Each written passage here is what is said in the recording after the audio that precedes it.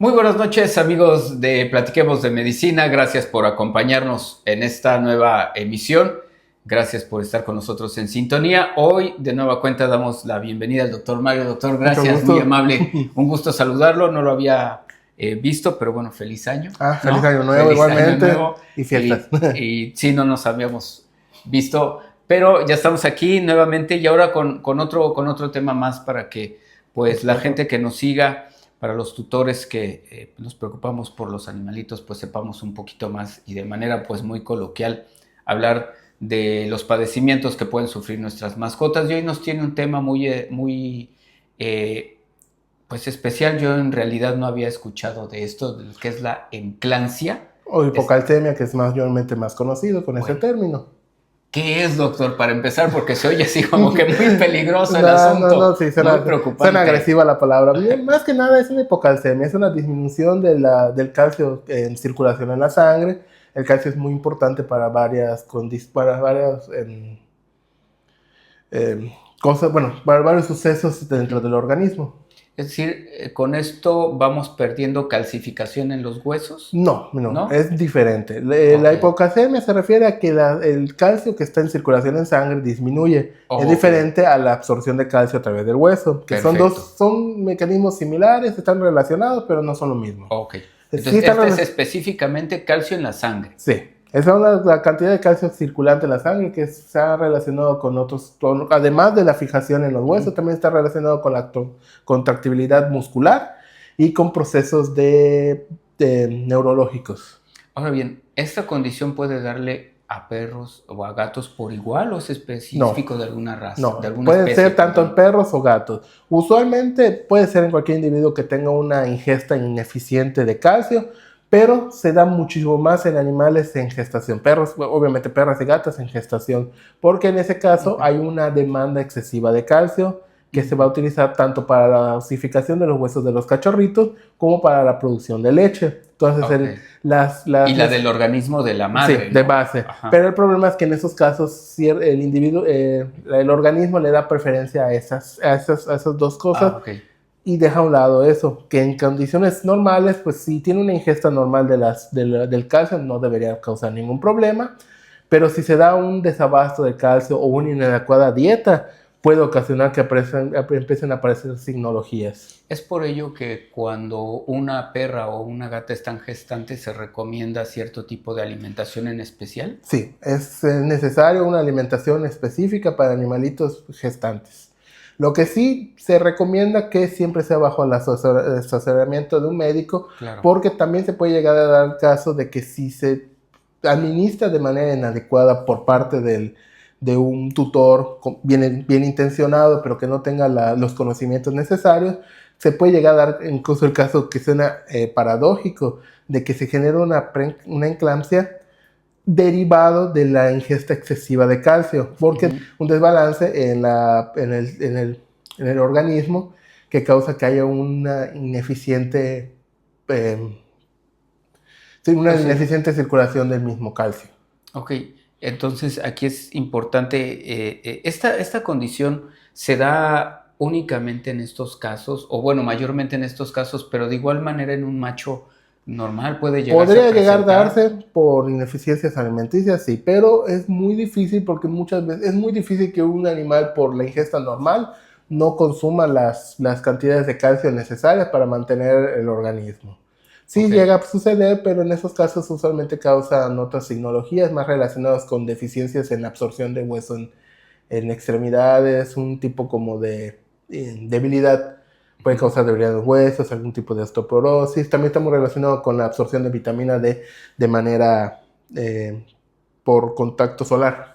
Bueno, no es solo el contacto solar, es el contacto solar, ¿no? Sí, el contacto solar lo que hace es cambiar una hormona, una vitamina dentro del organismo, la vitamina D, activarla y hacerla. La vitamina D lo que hace es la fijación del calcio en los huesos.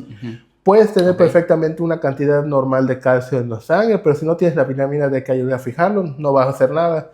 Hay padecimientos relacionados con la deficiencia de vitamina D y la fijación de calcio, que causa tanto un problema como en huesos, porque ya no se están osificando de manera adecuada, como una mineralización de ciertos órganos, usualmente riñones o hígado, porque ese calcio circulante que nos está fijando tiene que terminar en algún sitio. Entonces, como está en circulación y no se está fijando, se termina yendo a otros órganos que no deberían tener calcio. Exceso de calcio Sí, o calcio. Sí. Ok, ¿y la edad es un factor también a tomar en cuenta? Las perras primerizas suelen ser, bueno, perros y gatos en este caso, suelen ser menos propensas, pero nunca es imposible. Usualmente es una condición que se va empeorando con las siguientes camadas, pero nunca es imposible que la primera camada que tengas suceda. Usualmente sucede en perras primerizas o vamos a llamarlas en animales gestantes. Okay. El primerizo suele ser mayoritariamente en animales que tienen camadas muy grandes o cachorros muy grandes, o son más predispuestos a las especies pequeñas. Gatos muy pequeñitos, chihuahuas, yorkies, pugs. Estos tienden a tener mayor pérdida de esta calcio en circulación. Es más fácil que la producción de leche sobrepase la producción de la absorción de calcio. Más que nada por una relación de tamaño. Perfecto. ¿Que no se da en las razas gigantes? Lo que pasa es que en estos animalitos la proporción de cachorro madre es mucho más grande que en razas más grandes. El tamaño de la cría es mucho más grande en comparación a la madre, que ejemplo en un San Bernardo, que la cría es mucho más chica en relación a la madre. Entonces son cantidades de leche mucho más grandes proporcionalmente al peso para la producción de una madre de esa talla. Perfecto. ¿Perros de edad avanzada pudieran presentar problemas que no necesariamente estén gestantes? ¿O no? ¿O sería muy difícil que esto sucediera? Sí se puede llegar a suceder, pero son los casos menos. Es más relacionado, este padecimiento está mucho más relacionado. Bueno, en este caso la enclasia es exclusivamente relacionado a la hipocalcemia derivado de un proceso gestacional. Esos pacientes pueden llegar a presentar una hipocalcemia, sí, pero en este caso la enclasia es específicamente la derivada de esta situación. ¿Qué pasa, doctor, cuando, ya identificamos que se tiene este problema, nuestra perra está en gestación, habría que cambiar la alimentación, adicionarle algún medicamento o algún suplemento alimenticio para mejorar esta Pero mira, lo ideal sería darle un seguimiento. Primero hacerle su cambio de dieta. Eso es obligatorio. Una perrita gestante tiene que tener la alimentación adecuada para una perrita en esa condición. Obviamente los valores nutricionales, vitaminas, minerales, sus niveles de calorías por gramo, todos son muy diferentes a los que requiere un animal en reposo y sin ningún tipo de alteración. En este caso sí, y como le digo, nunca se suplementa por vía externa, siempre tiene que ser bajo asesoramiento de un médico veterinario. En este caso, ¿cómo se haría? Obviamente es un poquito complicado, pero lo ideal sería darle seguimiento con químicas sanguíneas. Las químicas sanguíneas con electrolitos nos ayudan a dar un seguimiento de cómo están los valores sanguíneos. En este caso, no solo exclusivamente, pero lo que estaríamos viendo serían los valores de calcio sérico en circulación. Si hay valores preocupantemente bajos, ya se sería una suplementación con alimento y se le daría un seguimiento. Sería lo ideal para una paciente que sospechamos que pueda ser propensa a esta condición. Muchos pacientes pueden sobrellevarlo de otra manera, solo con vigilancia. El problema es que a veces es muy subclínico hasta que se presenta la signología. ¿Qué es cuál? Miren, las perritas que llegan a presentarlo, usualmente es incomodidad. En los primeros indicios es incomodidad, el paciente no se siente cómodo, está dando vueltas, está agitado, o a veces está jadeando. Puede verla, muchas veces hay la presencia de una hipertermia, o sea, un aumento de la temperatura, cuando son los estadios más iniciales. Si el cuadro no se trata y se sigue avanzando, ya empezamos a tener un cuadro de excitabilidad, en el que el paciente ya empieza a tener pérdida de las funciones corporales, a veces se llegan a miccionar o a defecar, empiezan a tener dificultades para caminar o ataxia, y ya llega el momento en el que si sigue el cuadro, va a tener problemas neurológicos, va a tener convulsiones, va a tener pérdida de la conciencia, y ya si sigue el cuadro y no se trata, ya pues llegaría al coma y posteriormente la muerte. Que ya es algo grave, ¿no? Y el factor de que pudieran ser, regresándonos un poquito, que sea un solo producto o que sean 4 o 5, ¿influye o es igual? No, influye mucho. Obviamente, pues ahí ya sería un factor predisponente para sospechar la presencia o la aparición posterior a al parto de la signología de la eclampsia.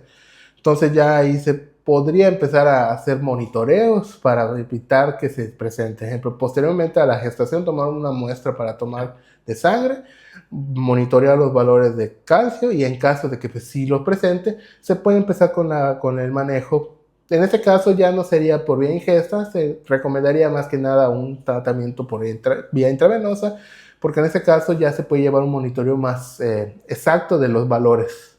Ok, ya no estando los productos. Ya no estando los productos y dos, por vía intravenosa ya puede controlar uno específicamente la cantidad de calcio sérico que se le está proporcionando. Okay. Cuando hay una ingesta por vía oral no se puede saber al 100% cuántos va a estar ingiriendo porque muchas veces pues depende cuánto logra absorber y eso es muy difícil determinarlo. Claro. Todos los cuerpos o los individuos absorben de manera diferente. Exacto, hay individuos que tienen una mayor tasa de absorción de los nutrientes, hay individuos que tienen una menor, eso depende mucho de razas, enfermedades anteriores, predisposición, estrés, hay un montón de factores que hacen imposible saber qué porcentaje exacto de lo que se le está administrando a un paciente está absorbiendo realmente. Se puede tener un estudio aproximado evaluando ciertos factores después de que coman y desechos, pero pues nunca es una... Exacto. ¿No? Y entonces después, es importante entonces también el monitoreo después de que las hembras han dado a luz. Sí.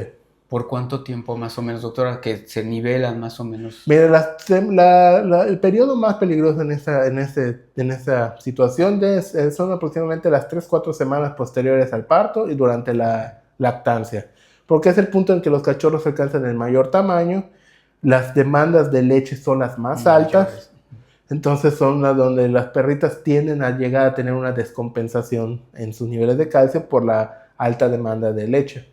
Perfecto, doctor. ¿Algo más que se nos haya pasado o algo que sea importante mencionar? Mira, por el momento nada, pero pues sí es algo importante, es algo que no mucha gente conoce, pero sí es algo que lleva muchos años sabiéndose, no es una enfermedad nueva, se han tenido descritos desde muchísimos años, no con perritos, pero con ganado, se ha conocido esta enfermedad desde que casi existe la humanidad. Desde ese entonces ya se trataba, obviamente, con sus maneras de tratarlo. Hace muchísimos años, pero pues cada día estamos más avanzados en eso, cada día las posibilidades de que algo malo suceda posterior a eso disminuyen, pero sí es importante tomarlo en cuenta y apenas se vea algo extraño, llevarlo con un médico veterinario. Perfecto, pues ahí lo tiene usted, ya hoy aprendimos algo nuevo, esta enclampsia, que no sabía que existía y que podía, y que era, ¿no? Y que bueno, pues ahora ya lo sabemos gracias al doctor Marit. Por supuesto, si usted tiene alguna pregunta ya muy puntual, háganosla saber, escríbanos aquí en nuestras redes sociales y por supuesto los médicos de DogHunter estarán dando puntual respuesta. Doctor, gracias nuevamente, muchas gracias. Muchas gracias a usted por habernos acompañado, nos vemos el próximo martes.